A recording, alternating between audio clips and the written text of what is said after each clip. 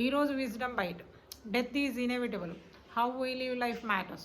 చావు అనేది అనివార్యం, మనం ఎలా జీవిస్తాం అనేది చాలా ముఖ్యం. చావు అనేది ఎప్పుడూ ఒక మూల మిరాక్యులస్గా ఉంటూనే ఉంటుంది మనతో పాటు.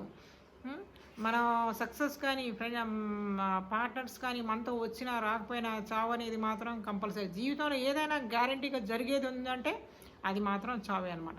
మనం చిన్నతనం నుంచి యంగ్ ఏజ్ నుంచి అడల్ట్కి తర్వాత ఏదో ఒక రోజు స్పిరిట్ అనేది మనని వదిలి వెళ్ళిపోతుంది అనమాట. అందుకని మనం పుట్టుక నుంచి మనం అంటారు ఒక సామెత ప్రకారం, కన్ను తెరిస్తే జననం, కన్ను మూస్తే మరణం, రెప్పపాటు మన జీవన ప్రయాణం అని. కాబట్టి ఈ జీవన ప్రయాణాన్ని మనం పర్పస్ఫుల్గా లీడ్ చేయాలి. ఇక్కడ ఇంకొకటి, మన చావు అనేది వచ్చినప్పుడు మనకు ఒక జోల్ట్ లాగా వస్తుంది. ప్రపంచం మన కళ్ళ ముందరున్న ప్రపంచం అంతా కూలిపోతుంది, మన కుప్ప కూలిపోతుంది. మనం బ్రిక్ బై బ్రిక్ కష్టపడి మనం సంపాదించుకొని మనం అనుకుంటాం, కానీ అది ఒక్కసారిగా మాయమైపోతుంది అనమాట. మన జీవితంలో నుంచి వెళ్ళిపోతుంది. మనకి చావు అనేది ఎదురైనప్పుడు మనకి ముఖ్యమైనవి ఏంటంటే మన కుటుంబం, ప్రేమ, మంచి అనుభూతులు, మంచి అనుభవాలు, ఇవన్నీనే మనల్ని ఆ చివరి క్షణాల్లో మనల్ని హ్యాపీగా ఉంచేవన్నమాట. అంతేకాని మన పేరు, మన డబ్బు ఇవన్నీ కూడా ఏం మనతో రావు. అవి మనకి ఆ చివరి క్షణాల్లో హ్యాపీనెస్ని మాత్రం ఇవ్వవు.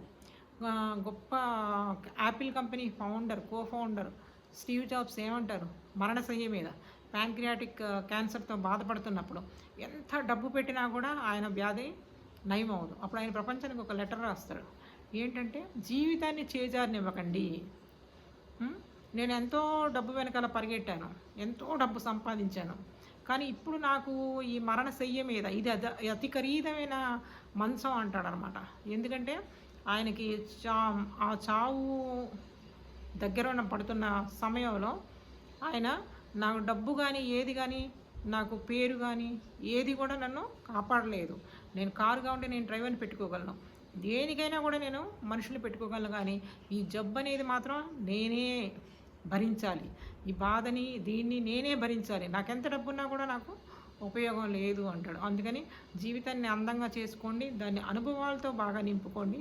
ఒక డబ్బుని ఒక స్టేజ్ దాటిన తర్వాత సంపాదించి దానివల్ల ఏం ఉపయోగం లేదు. అందుకని జీవితాన్ని అనుబంధాలతోని మంచి అనుభవాలతోటి నింపుకోండి అంటాడు అన్నమాట. మన సెయింట్ తులసీదాస్ గారు తులసీదాస్ అంటారు అనమాట. ఏమంటారంటే, నువ్వు పుట్టినప్పుడు అందరూ నవ్వుతారు, నువ్వు ఏడుస్తావు. నువ్వు చచ్చిపోయినప్పుడు నువ్వు నవ్వుతావు, అందరూ ఏడుస్తారు. నువ్వు నవ్వుతూ వెళ్ళిపోవాలంటే ఏం చేయాలి? మీ బాధ్యతలన్నీ సక్రమంగా నిర్వర్తించాలి. ఎప్పుడూ కైండ్గా, ఇది ఎంపాథటిక్గా ఉండాలి, నలుగురికి సహాయపడాలి. అప్పుడు ఆ నలుగురే మనం చచ్చిపోయినప్పుడు వాళ్ళు బాధపడతారు.